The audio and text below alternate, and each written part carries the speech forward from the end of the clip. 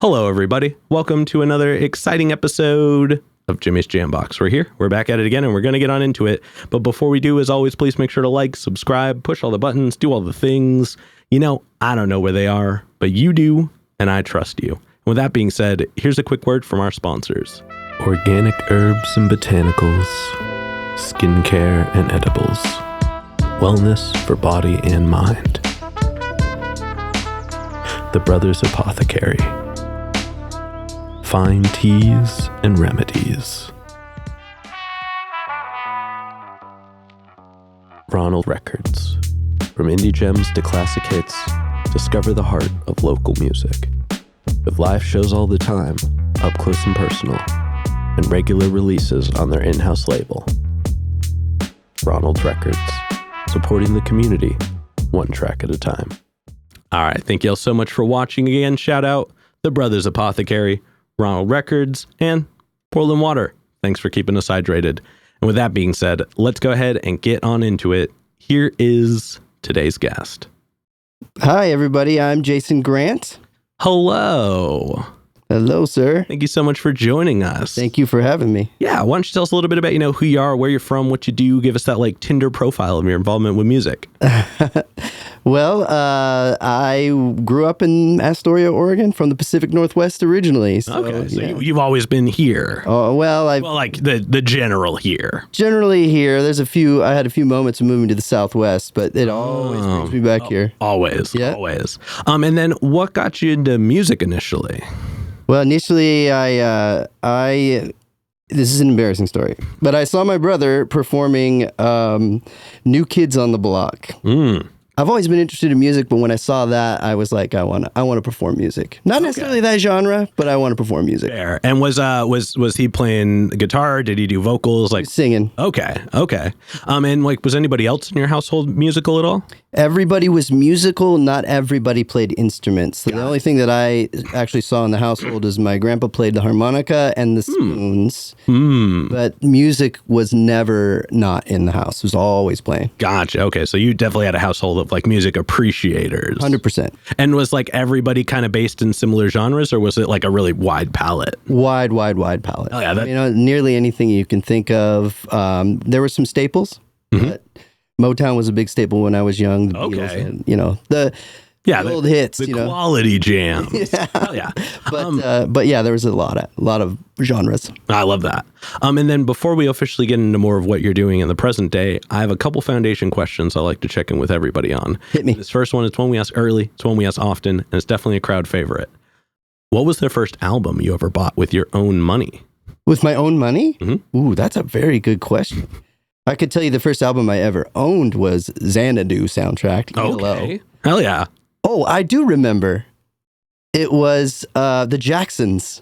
Oh, damn. Yeah, I bought the Jacksons, and I remember because it was on sale, and I just saw Michael Jackson on the cover. I'd probably say I was about 12 years old or something. Okay. Hell yeah. I mean, that quality first choice. Yep. And then what was one of the first live shows you ever went to that was specifically one you wanted to go to? So you saw it was happening, got tickets and went to it. The first live show that I saw that I wanted to go to was Tom Petty Wildflowers. Oh, damn. It was amazing. Yeah. To this day, it's still a vivid memory. I bet. Did anybody open for him, or was it just Jackson Browne?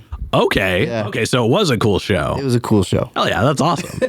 And then I guess when was the moment where you picked up a guitar? Was that from seeing your brother, or was there a moment later in line where you were the instrument? What made me different than everybody else that turned me into actual musician was I like to hear the sounds of things. Mm-hmm.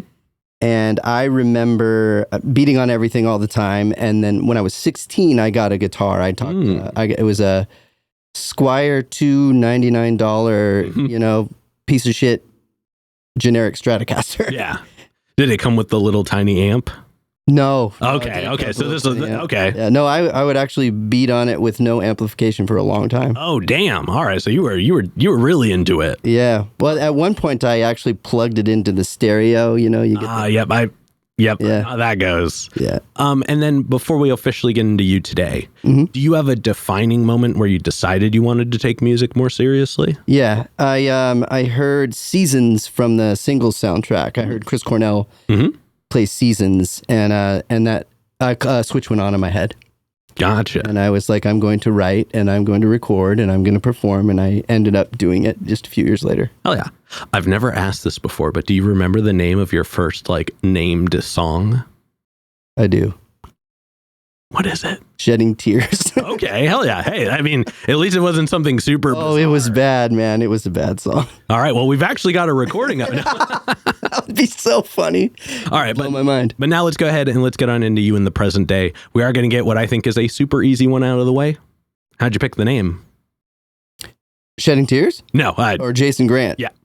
It's my first name and my middle name. Gotcha. Okay. And it's more to the point than my multi-syllabic last name. Gotcha. No, I get that. I have a bizarre last name as well, so it makes it not fun. Yeah. Hence why it says a Jambox. Yeah, I love Jambox. Jimmy's Jambox. Yeah. But that's fine. I think I like it when people go with names, especially when they go with their own name, because it makes it easier for them to respond. Yeah. I always think it's funny when people choose names that sound like regular names that have nothing to do with their real name at all. Shout out Dante Harris, not their name at all. There's nothing to do with their name, but it sounds like a regular name. Yeah. And then let's talk about your writing process a little bit. Okay. So we're going to break it up into chunks, but we're going to start right at the beginning. So when you get inspired, you're ready to make music. What are some of the things you do to get a track started? To get a track started? Yeah, or even just when you're writing a new song. So you're a musician as well. Mm-hmm. And as you know, there are multiple ways to get inspired. You can hear a phrase and it'll start with a phrase and then you write the lyrics first. And as you're writing the lyrics, melodies come and the cadence of a word will inspire me, or I'll wake up in the middle of the night with a chord progression in my head. It's just multiple ways that I get inspired. But it does eat at me until I get it out. Even if it's a bad song, I have to get it out. I gotcha. And do you usually go lyrics first? Do you go instrument first? Do you have an end that you start at? It varies. Okay. But I will say that often I just sit in my living room and I fart around on the guitar, and often ideas will come from there and then lyrics will come after that. Gotcha. I do have, like I said, I'll hear a phrase and then I just want to write a song around that phrase. Okay. So yeah, so it's very open-ended. Very open. Yeah. And do you write and record at home? Do you have people you work with, or you're part of a band? What's that look like? Both, yeah. So the last album I recorded at home, nearly every instrument. It was the first time I'd ever done that, and it really was therapeutic. But I work with a lot of people. I enjoy working with people. I think you get better by working with people. Very much so. That, and just you're going to have ideas that you wouldn't have had if it was just you. Yeah. Yeah. Do you play the drums and such yourself, or was that programmed drums? Often it was programmed drums, but I can keep a beat. So there were live things on there. There's a gentleman in El Paso named Gabriel Gonzalez. Shout out, buddy. He played the drums on a couple tracks because I had ideas, but they were so simplified that he brought them to life. Oh yeah, I was just talking with somebody the day before yesterday who they're their main thing is they're church drummer and studio drummer, and they were talking about the expanding upon that experience. Oh really? Yeah. I know a gentleman that does that too. I wonder if it's the same guy. Oh, his name is Jesse Beerwagon. Nope. Shout out Jesse. But I'm sure there are a small handful of people in that realm. It's a very niche market, so shout out to every drummer. Yeah. Jackson. But then once you get a track finished writing, so it doesn't have to be released per se, but once you've gotten it to the point where you're ready to start practicing it and getting it ready, how long does it usually take you to feel comfortable to the point where you can perform a track? I typically feel comfortable performing it before I feel comfortable recording it. Okay. So, and again, that always varies as well, but I would rather be proficient enough to perform it and comfortable enough to perform it before I even hit the record button. Okay. But I mean, like, is there like a window of time where you feel like you're ready to bring it in front of people? Or is it just like once you have it written, you're like pretty much at least ready to start performing it? Well, I have to force myself. I'm super insecure. Gotcha. And I have to force myself to play it for people. I have a really, really supportive lady in my life that makes it much easier. Yeah. Because, I can do no wrong in her eyes. So Gotcha. It makes it much easier. So I present it to her, and then I feel comfortable enough presenting it to other people. Okay. And do you usually, when you perform, are you performing by yourself? Do you ever have a backing band? Like, what does that look like? I'm solo. I've been solo for a long time, but I've played in many, many bands. Okay. But currently, yeah, like my shows are always just me and my guitar. Gotcha. And within the individual realm and the band realm, do you have like experience like touring outwards, like being kind of all over the place in that? Yeah. I had a band from 2008 to 2012 named Hema. We actually did pretty well here. We had songs on Kink FM, and nice. We got Band of the Year. We did a lot of performing, and then I played keyboards in a band that we went outwards a little more. I played the Whiskey A Go Go. Oh, cool. Opened for some pretty cool bands, and yeah. When did you pick up keyboard? Like, is that just something? I'm really not a kid. Yeah, I just like it's Gotcha. like I have an okay ear, so I can kind of pick things up. Gotcha. I'm not proficient on the keyboards. Was it more like a leady keyboard type part, or was there a lot of? Okay, yeah. I mean, I can play chords all day. So you'd hear a lot of pads in the background coming from me, and backup vocals and whatnot. All right, before I move to the next one, I got to know, what is one of your favorite synths? Oh, I couldn't pick that out. Okay. The one that the sound that I would often use is called Sunset. Do you know what that is? Which synth was that in? Do you know? It. I honestly can't speak to that. Yeah, okay. I'm not very knowledgeable. Sorry. That's like part of the realm. I know. I saw your eyes. I was like, oh, I saw you this, but I saw you perk up when I said that. Yeah. You're all good. But now, let's go ahead and let's talk about some of your music. Okay. And I jumped on ye old Spotify. Yeah. You got music going back to 2019. And first of all, I appreciate there's like an evolution in your sound. Like from I'm glad that you saw that. Yeah, and I appreciate you listening. Yeah, and I mean but what I thought was kind of cool was there's this interesting jump sonically between your last 2023 project and your current 2024 single. Yeah. Drunk. Yeah. It just came out a couple months ago. Did, yeah. And it seemed a bit more driving. It seemed a bit more like, what's the word I'm looking for? It had this like pace to it. But even further past that, there was this strong electric guitar presence. Yeah. And there was just this energy, this presence in your vocals. Oh, that thank I think you. Made like it stood like, because I listened to everything that you had, and it just there was really appreciate that. Yeah. And I usually do this bit where I pick out a track that I really enjoyed, and that's definitely it. That's the standout one? Yeah, just because, like I said, there was a presence in your vocals that I think it was there for all of the other tracks, but that was the one that I think captured the way that you sing in a way that is just you. You know what I mean? Yeah, and thank again, you very much. That's just my own opinion of it. Thank you. So that track, I lived in El Paso for the last 3 years. Just moved back in March. Gotcha. And I met the best group of musicians down there. Just I'm talking like both proficient musicians, sonically, melodically, just good dudes. There's a lot of musical talent in that part of Texas right now. Yeah, they're just the best guys. I felt like there was a missed opportunity not playing together when I found out I was moving back to the Pacific Northwest. I presented that song to them. And we collaborated, and we went in the studio. It took us about 5 hours to record that. The reason why my voice sounds a little bit different was because I was losing my voice. Gotcha. Interesting. Did a lot of belting it out. Interesting. Yeah. Well, I start losing your voice a little bit. Yeah. No, I'm kidding. That raspiness in there? No, that explains a lot of kind of like, I think, where the presence come from. But it is a really cool direction, so I'm interested to see. Oh, I really liked it too. It's got that like the Americana feel to it that wasn't in the rest, and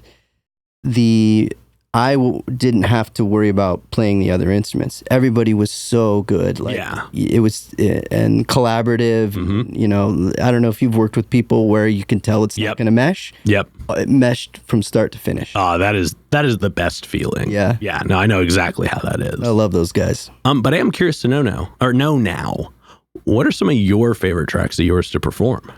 Mine? Mm-hmm.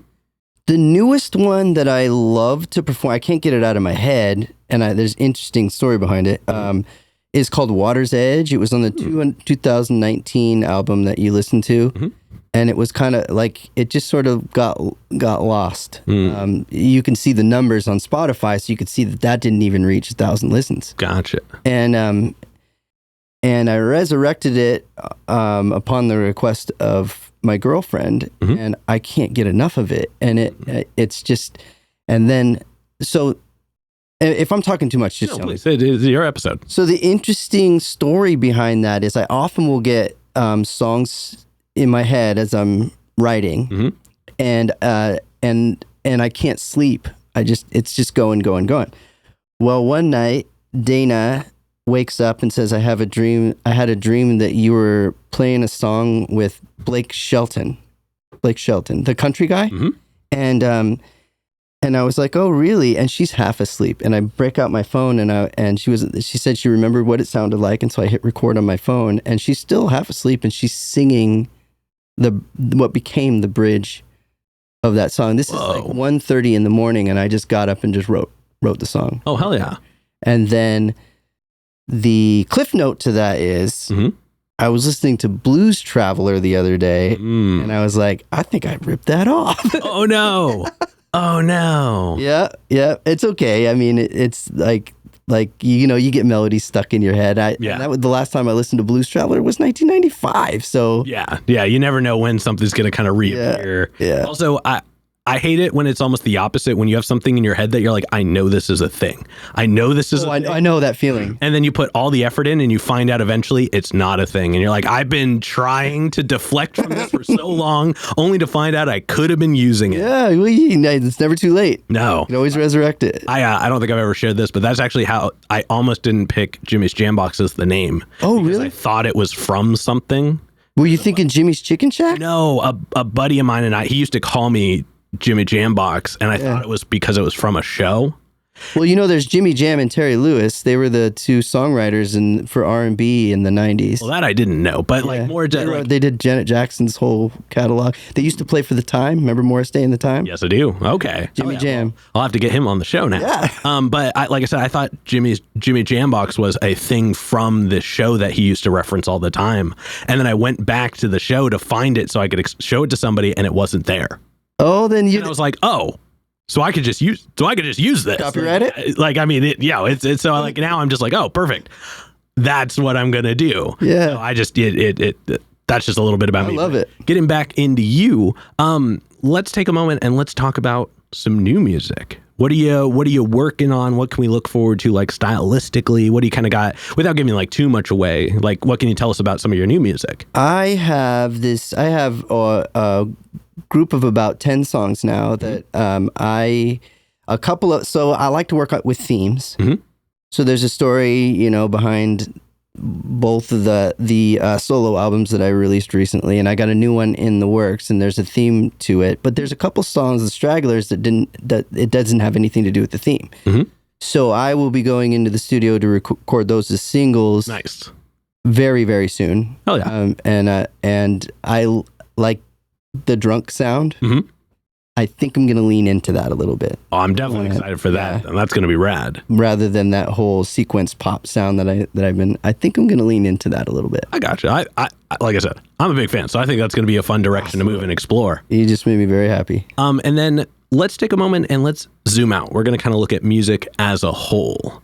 What are some of the things about either new music, like if you're one of those people who listens to stuff that comes out that's like today new, or just music that's new to you that you found recently that you enjoy and you're finding like inspiration in? Oh, well, let's see. On the popular side, I think that Harry Styles is a great pop ambassador. I think he's more creative than a lot of the stuff that I'm listening to. Mm-hmm. That's on the pop side. On the, I have been revisiting some bands recently, and one of them, like the Blues Travelers thing, I revisited, and then one of them, I was listening to the Commodores. Okay.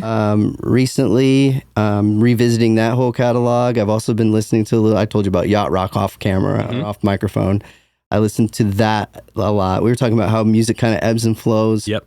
So I've been revisiting that a lot, and I wonder if that's going to, influence the new material or, Definitely something to look out for then. And Incubus. For some reason, I've been on an Incubus kick. I think there's kind of a realm for that sound to kind of exist in between everything. Yeah. I think it's always interesting because a lot of those genres that like kind of existed in that time, they were inspired by a lot of things outside of the music. So yeah, I agree. They kind of have these elements in them that like we are familiar with. We just don't know how to like attach them to it. Yeah. So every now and then it kind of cycles through where you're like, well, I was listening to this. Yeah. And you don't even realize that they were listening to something else that you like had been listening to when it brought you to it. Yeah. Do you ever discover when you're listening to something that like as your music palette gets more complex and then you listen to something that you were listening to when you were a kid, you're like, oh, that's what was influencing them at this time.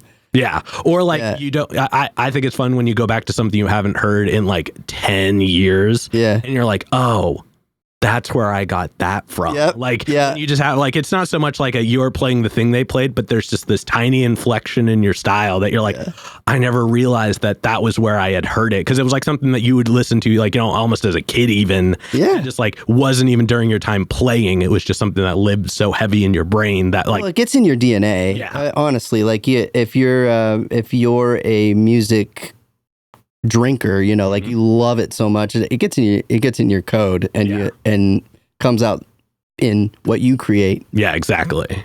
All right, and then before we move into the next portion, this next question is probably the densest question in the interview. But we've talked a lot about your experience with music, the actions, the reactions. But when it's just you and the music one-on-one, what does music give back to you? Oh, it gives me insight into my psychology.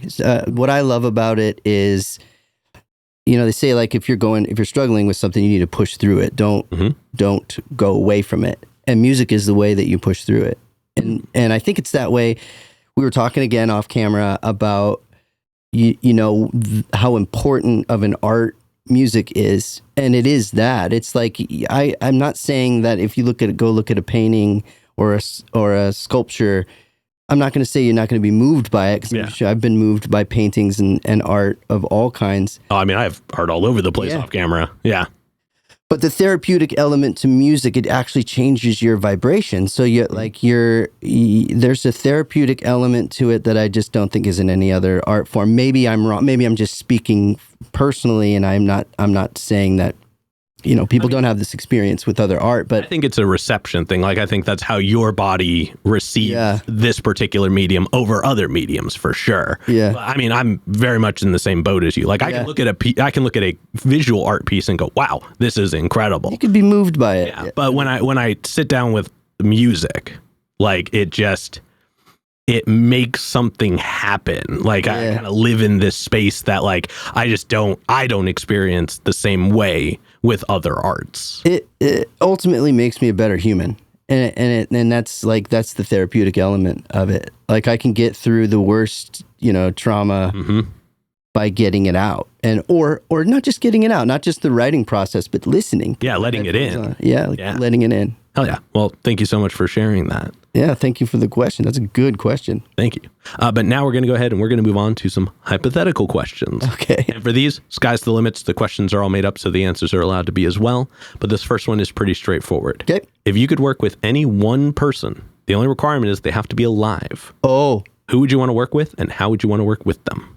That is a really good question, because the two people that first came to mind while you were asking the question are both dead. Yep, that is where that caveat introduced itself. Yeah, I believe that the way I would answer that would be I would work with Quincy Jones currently. Okay. Because and I'm sure the answer to that question would change day by day. But I just watched a documentary of the We Are the World documentary, and I just love the way he commanded. Hell yeah. That's a rad answer. And then subsequently, who's a local artist that you're aware of that you haven't gotten to connect with yet musically, but you would like to? Oh, there's a lot of them. I've connected with everyone that I'm interested in via social media, but collaboratively, there is an artist named Haley Lynn. I would like to think that she knows of me, but I just think that her song compositions and her beautiful voice they're piercing. Very much, very much so. Well, everybody, you know what to do. Add her in the comments. Let's see if we can make that happen. And then for this next one, like I said before, sky's the limits, and it's pretty literal in this sense. But if you could perform anywhere in the world, and you wouldn't have to worry about crowd access or building stability or power, it was guaranteed the best lineup, guaranteed the best show. It doesn't have to be a venue. It could be anywhere. Where would you want to perform? Machu Picchu. Okay. Yeah, that one locked. I had that one locked. Yeah, that's my number one go-to spot currently. That'd be rad. And then to wrap up the hypothetical questions, if you could get one more album from anybody, they could be alive, they could be dead, they could have not put out an album in 100 years, could have put out an album yesterday. Who would you want an album from? Solo album from Chris Cornell. Okay. Near and dear to my heart. Yeah, hell yeah. Yeah. Hell yeah. All right, and with that being said, we're going to go ahead and start wrapping this up. What can we look forward to between, let's say, now and March?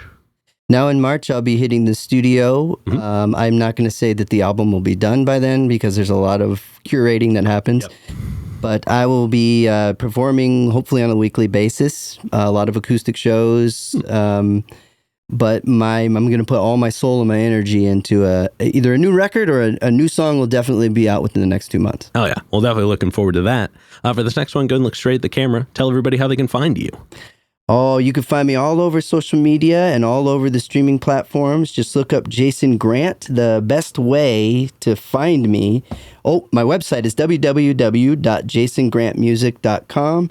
And you can find all my social media on there. On Spotify, I always recommend looking up Jason Grant, Something Familial, which is my 2019 album, but you can find all my stuff on there. Hell yeah. And then any other plugs, any other shout outs, anybody else you'd like to put on while you're on here? Yeah. I would like to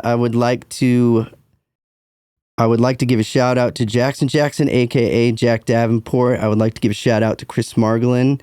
I would like to give a shout out to my boys in the Southwest. So Julio, Gabe, Charlie, everybody. Freddie, I'm sorry. And then my Rise and Fall boys, I'd like to give a shout out to you. This is probably going on too long. Jim, Lonnie, James, love you guys. If I didn't think of you, I still love you. Hell yeah. All right. And with that being said, we've got one last question to go. But before we do, I'm going to steal the camera for just a second. Okay. As always, y'all, please make sure to like, subscribe, push all the buttons, do all the things. You know, I don't know where they are, but you do, and I trust you. And one more shout out to the Brothers Apothecary, Ronald Records, and Portland Water. Thanks for keeping us hydrated. With that being said, the final question. And this is entirely up to your interpretation. Okay. But what is an album that you feel is more on the obscure side? So it's a deep cut. It's one not a lot of people would know. Okay. But it's one you think everybody should know. In my opinion, I mean, I'm still on this kick, but Euphoria Morning. I'm just a huge Chris Cornell fan, and I think Euphoria Morning didn't hit the stride it should have hit. I know that fans love it. Yeah. But I think that everybody should listen to it. Hell yeah. Well, that's a super solid rec. Thank you. Yeah. All right. But with that being said, we're going to go and wrap this up. Thank you so much for joining us today. Thank you. I really appreciate it, and I love what you're doing here. Thank you so much. And this has been another exciting episode of Jimmy's Jambox. I'm Jimmy. I'm Jason. And we're signing off. Later, y'all. That's a wrap. This is not a podcast. This is a show.